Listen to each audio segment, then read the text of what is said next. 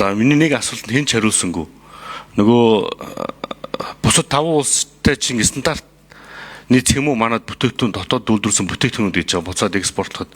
Ягаад тэгэхээр Япон руу бид нэр зөндөө экспортлыгээд маш олон дээж явуулсан ч тэдний стандартыг хангаагүй байхгүй. Хангаагүй болохоор бид нэр экспортлж чадахгүй байна. Тэгээд зөрүүлээд Японы манай стандарт хангацдаг учраас тэднийхээс авж байгаа импорт нь 1.8 тэрбум доллар нэмэгдсэн. За энэ дотор мэдээж автомашин дийлэх хувийг эзлэх байх л та. Гэхдээ 1.8 тэрбум доллар 400-аас 1.8 тэрбум бол нэмэгдсэн. Тэгээ манайхаас үйлдвэрлэж байгаа бүтээгдэхүүнүүд энэ 5 улсын стандартыг хангаж чадж байгаа мó? Энэ дээр харьцуулсан судалгаа байгаа юу?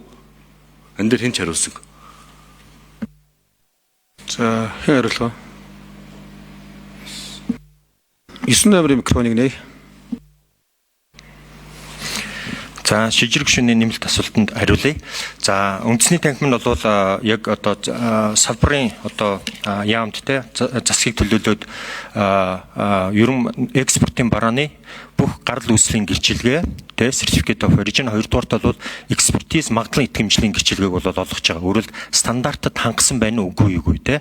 Тэм учраас бид нар бол түрүү хэлсэнтэй нийт одоо 200 одоо бараг 80 одоо бараа таваар нь бол бүрэн одоо хангаж байгаа. Өөрөлд угаасаа одоо экспортлж байгаа барааны жигсаалт орсон байгаа гэсэн үг. Энэ 367 жигсаалт дээр. Эргээд сая 12 дугаар сард бол үндэсний танхимаас бол энэ Евразийн одоо эдийн засгийн холбооны одоо төр хэлцээр бэлтгэхэд бид нар Оросын гайлтай бол протокол байгуулсан байгаа. Нэгдсэн системд нь орох, эргээд стандартыг хангах.